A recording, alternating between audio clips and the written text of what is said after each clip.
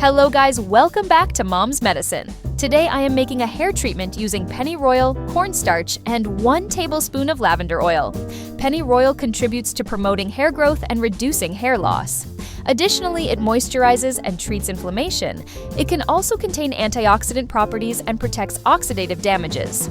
Cornstarch helps encourage hair development by preventing infections and maintaining a healthy scalp. It assists in reducing frizz and encourage hair growth.